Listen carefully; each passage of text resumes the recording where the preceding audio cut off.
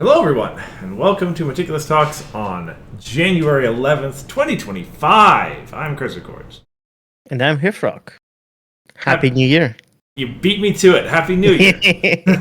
I was first. Yes, we had a wonderful holiday. Or, well, I did. How about you?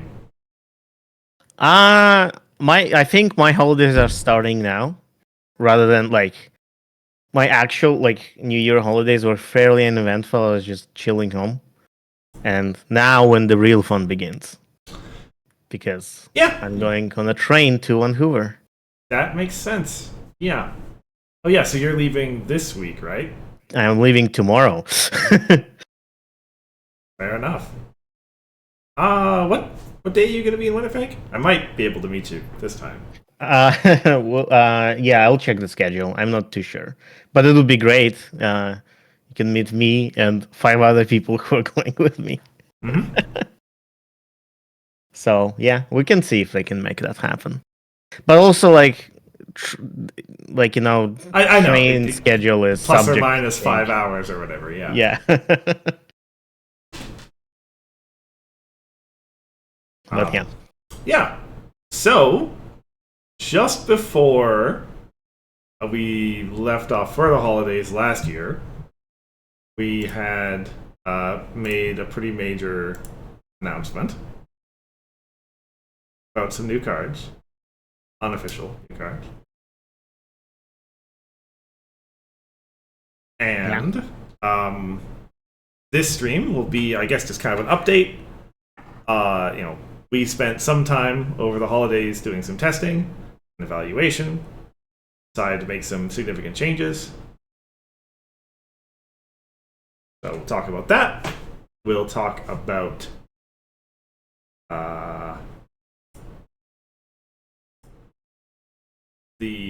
I've got 5 more cards to show off. These ones will be looking super nice. I cannot stress enough how much I want to thank Arcat from Sim for the help in getting the nice art together. For printing off the actual slips that I'll be using for Vanhoover. Get to that later on in the stream too. They look very nice. This is the amazing part, he even went out and made some real art for the main characters. Which I just blown away, honestly. So we'll show off some of that too. And then you are absolutely. And then we'll end the stream off with the proper details about what we're going to be doing at Vanhoover Pony Expo in a week. Yeah. Yeah, it's just a week away. Just a week away. It's gonna be great. I haven't checked the weather forecast yet for Vancouver. Is it like It's gonna be like 7 degrees. Typical Vancouver. typical Vancouver? Okay. That's Not fine. like last year. Last year was great. It was pretty good. So last year I actually didn't quite dress appropriately. It was a real shame. Like I had a jacket that was like just a little bit not warm enough. Yeah, me too. I think I had like my hoodie thing, and it's definitely not warm enough for minus 15 or 17 as we had it last year. Mm-hmm. But it's fine. It'll be fine this year. Yeah. But Hithroc has a time constraint, so we'll not dilly-dally this time. This stream. Whoops. Didn't want to show you these cards yet. Spoilers. Spoilers, that's right. Alright, yeah, so first thing, set design changes. And the big difference, well, there are 2 kind of philosophy changes. And they're both related to sort of the central mechanic of the set, that being Discover. So we talked about this a little bit in the last stream, but recall, the theming of the set is all about the stories that I've written in my sort of fanfic universe. And the themes of that story are a lot about the past and a lot about like powerful magic and important characters from the past kind of being lost and rediscovered and coming up in sort of relevance of the story in the future. Not future, present. And so the central mechanic of the set is about kind of discovering these legendary, powerful, whether it be artifacts or characters or events, even events being sort of magic spells and such. Yeah.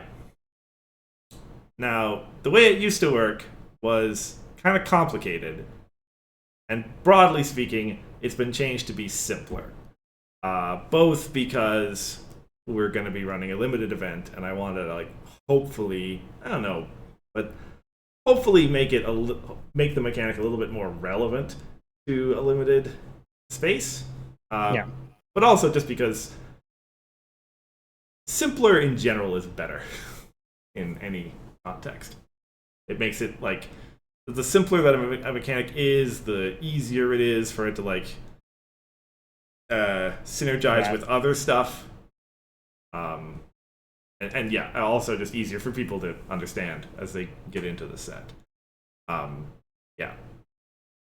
And it just, makes a more open space of possibilities. It's not just the one thing that, like, if you don't build your deck in one specific way, it can, like,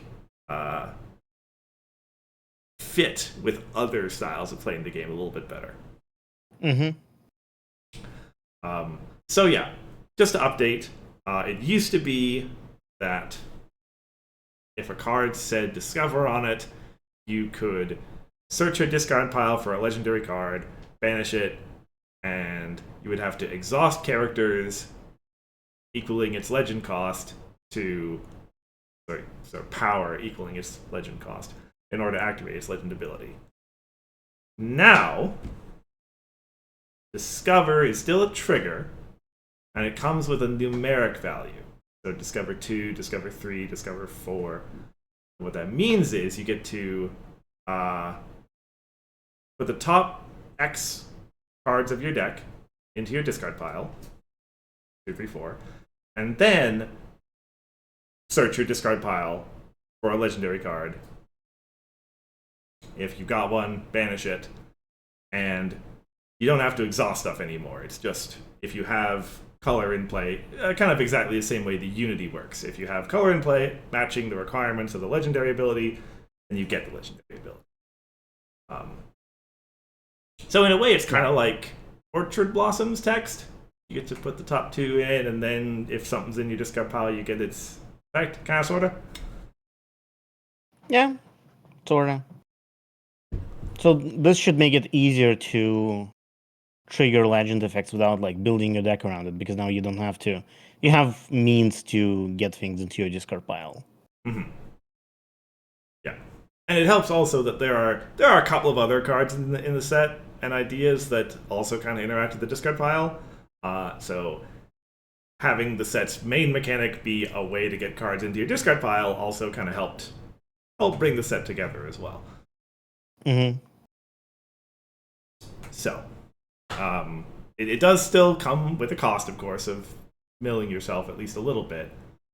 That's, as I think you pointed out to me, it's a lot more relevant and limited than it might be in Constructed. It might not even be a cost necessarily. So we'll see how that goes.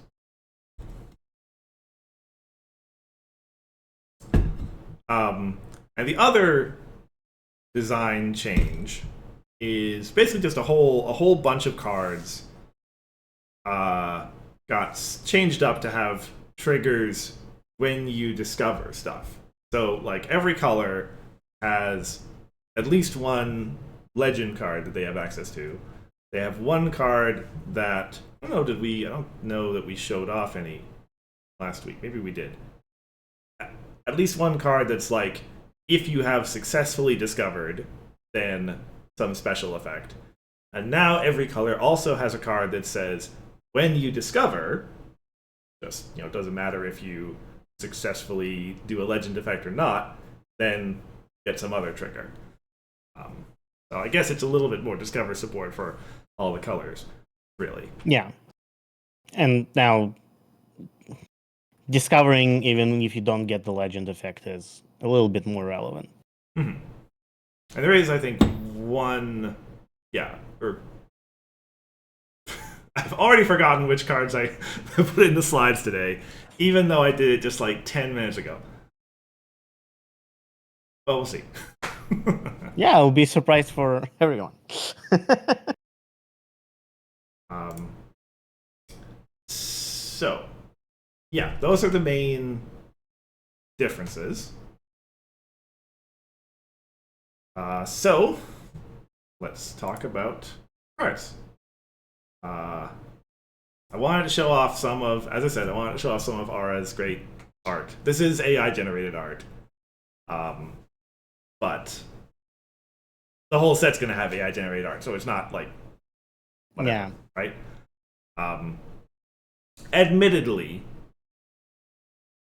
and I don't mean to sound ungrateful at all. I'm probably not going to keep any of this art. I'm probably going to remake most of it, but again, to Ara's credit, he actually went out and read my stories and used the descriptions in the prose as the prompts for these characters. So they actually look pretty good. Nice. Anyway, Purple Vein.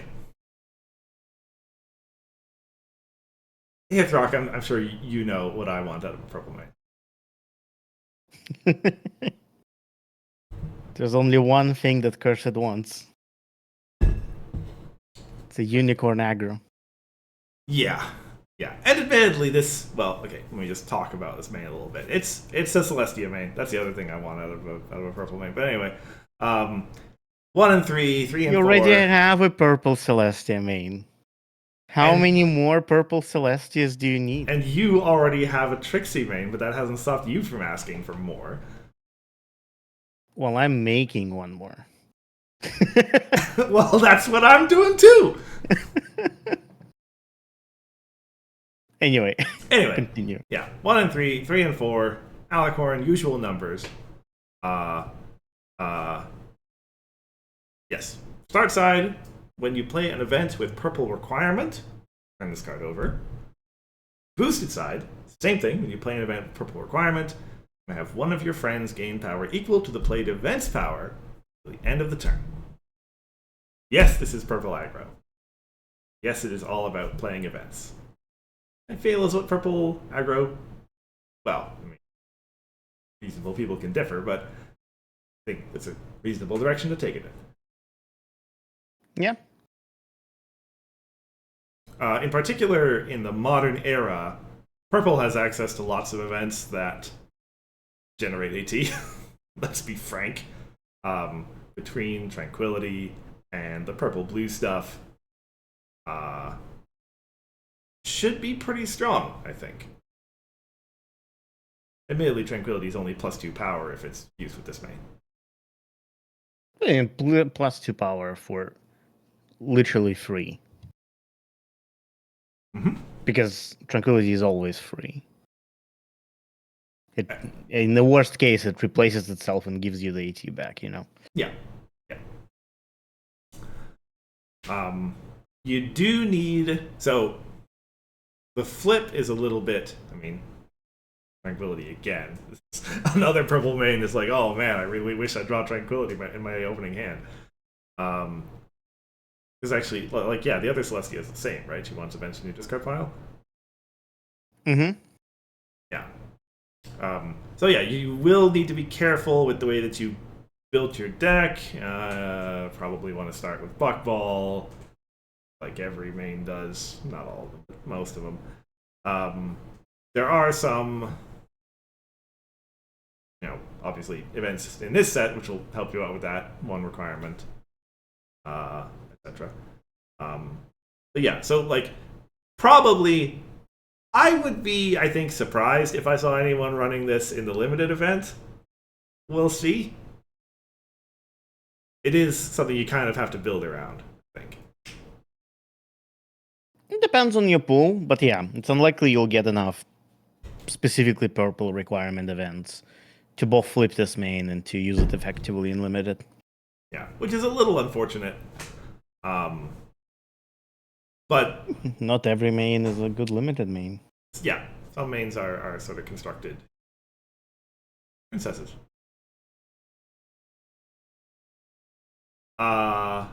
Although our yellow main here, I'm gonna show off next, totally is limited viable. Windswept. He's a character from the second story. Make It Rain. Pegasus, 1334, usual numbers. On the start side, at immediate speed, if there are 2 or more friends here, turn this card over. On the boosted side, when you confront this card's problem, put a 3 power colorless tree friend token into play. Trees are another sort of sub-theme in the set. There are a lot of, well, not a lot. There's a reasonable number of cards that care about trees. Either creating them or getting rid of them or etc. They're a representation of Earth Pony magic in creating trees. That's just kind of like comes straight out of G5 basically. But also Pegasus magic of weather making plants grow, etc. etc.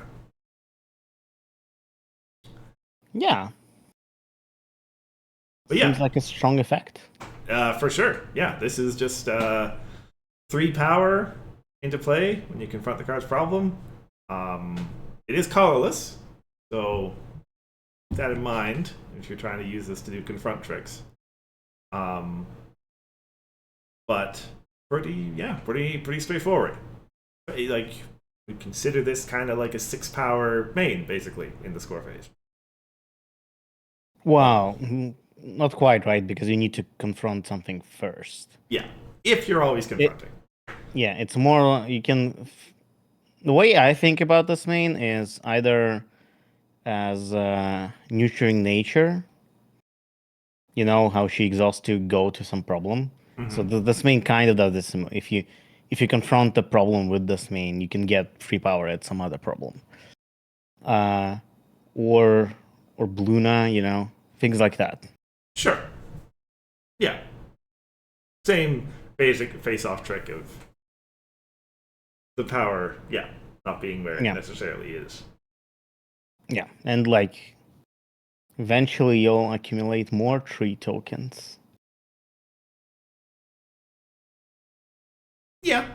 I have a feeling for this main the trees probably get used once and then, well, I mean, it is a 3 power token. It's It depends, right? Yeah. Yeah.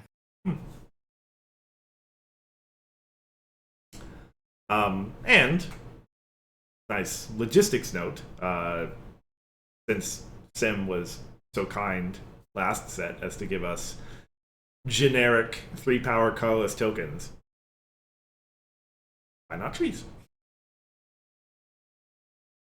That's fair.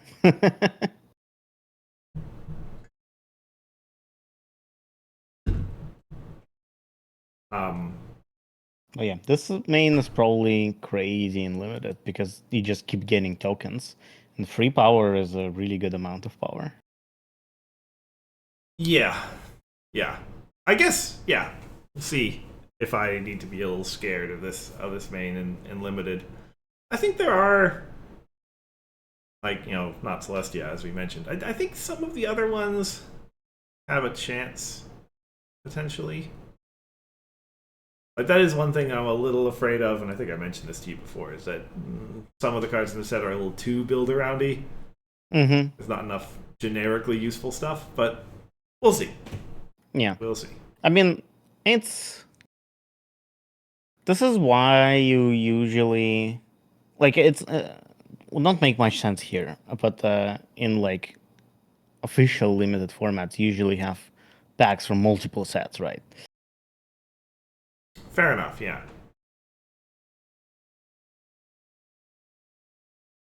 Yeah. Okay, so we have 3 other cards. And these are the ones, yeah, I remember these. I don't remember which other cards I put in here. Uh, so, yes, that's right. Oh, that's right. Yeah, it's this one, and then, sure. Yeah, okay. Um, this is actually, I think, this was the very first card that I designed. I think it was the very first one that I came up with. Although, yeah, for this, although like with the old way that Discover worked. So, anyway, Princess Celestia, Desperate Research, cost 3, 2 requirement, 3 power. When this card enters play, if you have discovered at least one legendary card this game, so that's the sort of successfully you have banished one of your legendary cards. You may search your deck for an event, reveal it, and then add to your hand. So simple event tutor. Then, when you play your 3rd event in a turn, you may discover 3. So purple is the color that has the most discover synergy. Between just having cards that do it, and also the fact that the mechanic kind of benefits from you being able to manipulate the top of your deck, which purple is good at. Yeah. Yeah. If anybody is going to be able to do discover stuff in the limited event, it's probably going to be someone playing a purple deck. Is my guess. Makes sense. But yeah, this card is a pretty clear. It's both a reward and an enabler, so long as you've got enough events in your deck to well, I don't know if anyone's going to be reliably playing 3 events every turn, but at least every so often. Yeah, every so often. Sometimes you do play 3 events, but like sometimes you play Tranquility into Tranquility into Tranquility. yeah, that happens. And also, yeah. But while this card is both enabler and the yeah, you can't use it for both because of the timing, right? I mean, yeah, like you can't get both effects at the same time. No. Yeah. So yeah, you will have to have played it and then done the discover effect, and then yeah, you want to play another one to get the first effect. Yeah, makes sense. So we looked at 3 cards and 2 of them were Celestia. Just pointing that out. Yeah. I mean, there's some non-zero amount of Celestias in this set. It's not all. It's not 2/3. Like honestly, I think it might not even be 10%. There's let me see here. One like 10% of a set is still 16 cards. Yeah, it might be like 7 or 8, and then if you count the cards that are Celestia and someone else, then it might get up to like 9 or 10. And she's the main character of the story. It's a lot of the iconic moments are about her. Fair. If you roll together the Celestias and the Lunas, then it's a fairly significant proportion. Well, isn't it called Sun and Moon? It is. Yeah. Oh, I forgot they're on a troublemaker too. Yeah, so a little bit more of that as well. Anyway. So there's that. Right, yes. And then next up, the last 2 are both ultra rares. Everyone loves to show off their ultra rare. Cottonseed, land grab, cost 1, 3 requirement, 2 yellow power. Opposing resources at their home count against their home limit, and opponents may retire resources at home while resolving their home limit. So, very simple. Just says your home limit is your cards at home, not your friends at home. Except for your main character, of course. Yeah. Yeah, this has like interesting. Like if you're playing a white yellow control, you could like do zero bar stuff with this. Yes, you could. And other like home limit attack kind of things, which I think is just rarity and one other card. Oh, and the completely surrounded. Right.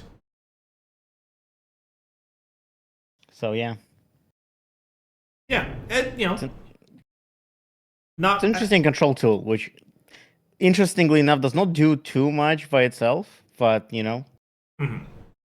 Yeah, it is admittedly not going to be super useful against an opponent who's not playing it, resources. Um, but it is power efficient on its own, which is one thing. Two power for one cost is going to be significant regardless of the situation. But yeah, like against opposing decks that play a lot of resources, which realistically means control and farm plays a lot of resources lately, I think, right? Mm-hmm. Admittedly, farm might not care because they're going to be probably not over their home limit anyway, even with resources. Yeah, they will only have the resource like 3 or 4 of them, which Yeah. is still fine. I guess, yeah, if you're doing the home limit shenanigans, zero bar stuff, then that still works. Mm-hmm.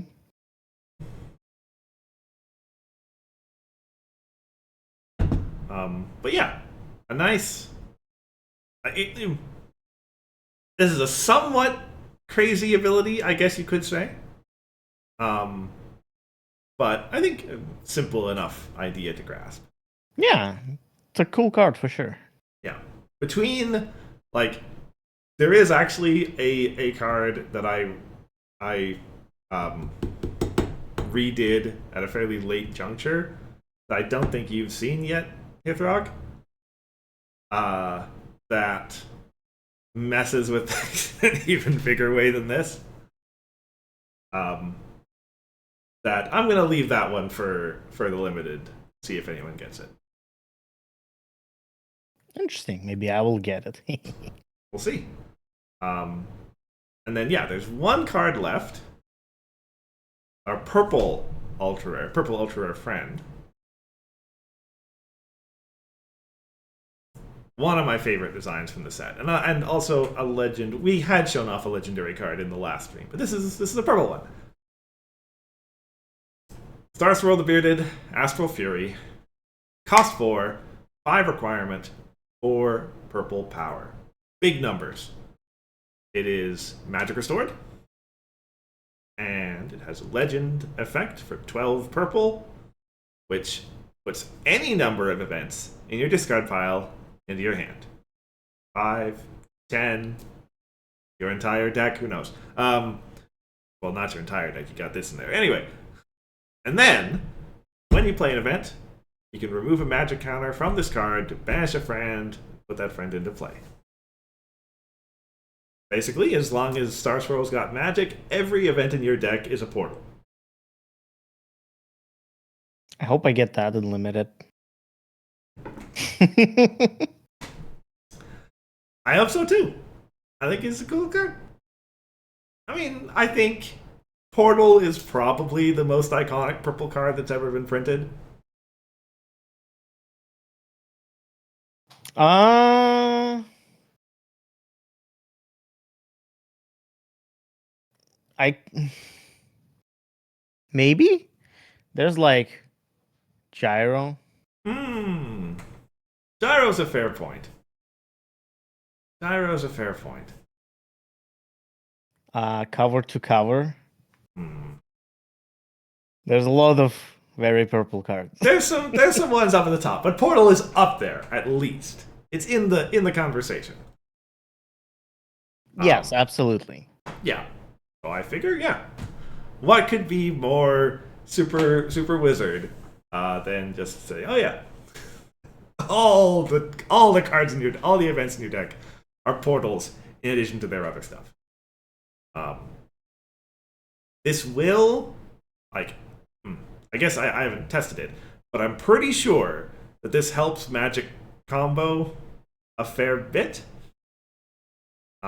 Because you do need a lantern in play. But if you have a lantern in play, then Star Scroll bounces himself, and you get 2 Magic Restored triggers. One goes onto the Lighthouse or Bright House, and one goes onto him. And then you play a bunch of events that are AT positive, like your Tranquilities, etc. You can get a lot of Magic counters pretty fast. Yeah. So that is, I'm a little bit frightened of him there, but we'll see. Well, we won't see at the limited event, but Or maybe. that would be something. There's no lantern. Yeah, there's no lantern or Bright House. Yeah. But yeah, that's one of the reasons that the numbers are very big. I don't want to make that too easy. Yeah. And dice to removal, right? Just so. Yeah.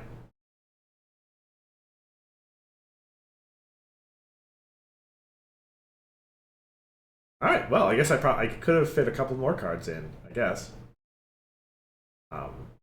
But you should show off that other crazy card.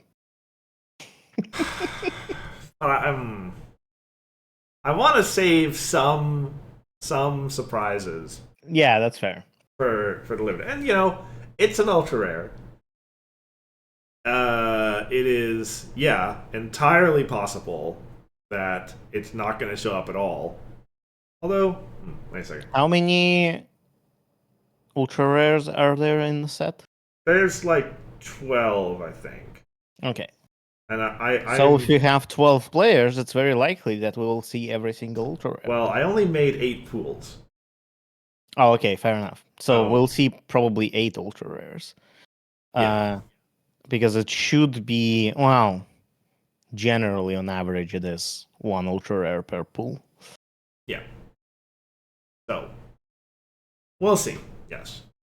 And I guess so speaking of, pretty good time. Let's talk about event logistics. As mentioned, I'm going to be bringing 8 sealed pools to Vanhoover. Starts next week, Thursday. Well, the con starts on Friday. I've been in communication with Sim about when to potentially do this limited event that we've been talking about, and from what I understand, Thursday night, that is the Thursday before the con, is when this is going to happen. I don't believe we'll have the proper CCG room yet at that point, so we'll have to find some other place for it. But that will be taken care of.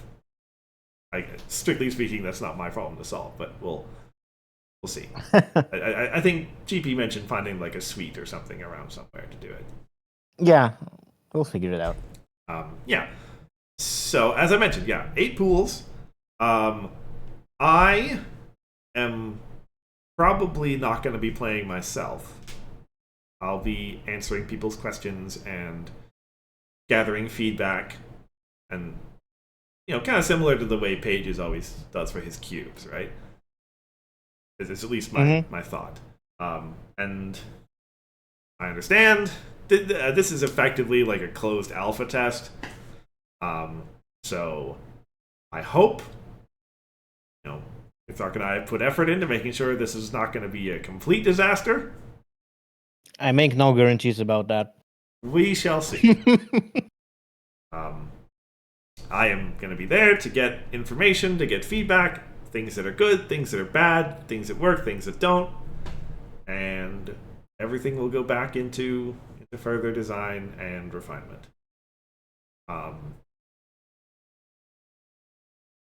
So yeah, if you're going to be, and there will be all these details will be posted to Discord and Reddit, probably in the next later today or tomorrow for sure.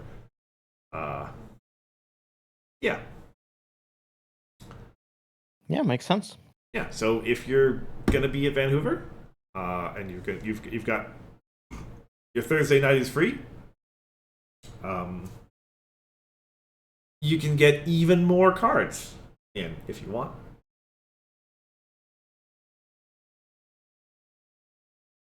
More cards. Yeah. Hey. Yeah. That's about it for now. I have I have cards to get back to. Right now it's a stack of 88 pages of 9x9 cards. By the end of today, it Oh, needs to be all cut out. you should get a paper cutter. I do have a paper cutter. Okay, good. It's a real pain to do it without that. Oh yes, It's still a pain to do it with that too. oh yes. Then I need to go to a card store and buy 800 sleeves. Uh, so that's gonna be and then yeah, probably the rest like Monday, Tuesday, Wednesday is gonna be assembling proxies. And hopefully I can have it all done in time for Thursday. Yeah, a lot of work. I regret nothing. I might regret it a little bit, but we'll see. It's all going to be worth it to deliver, to see people actually, playing with these cards. Mm-hmm. Yeah, absolutely.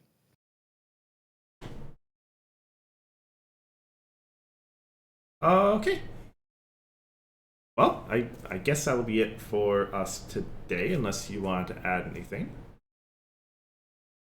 Nope. All right. So yeah, next week is Vanhoover. Week after that would be our normal stream time, but we're not going to be able to do January the 25th. Yeah. So on February the 1st, next Saturday after that, you'll be able to catch us for our next stream.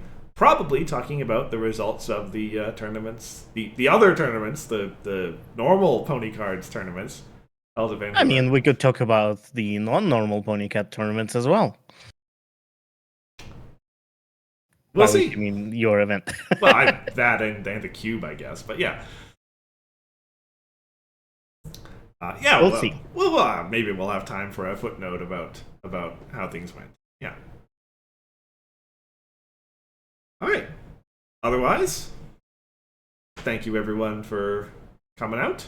I hope to see some folks. Well, I know I'm going to see some folks at Vancouver. Hope to see as many as I can. And otherwise, I've been Cursor Course. I've been Hithroc.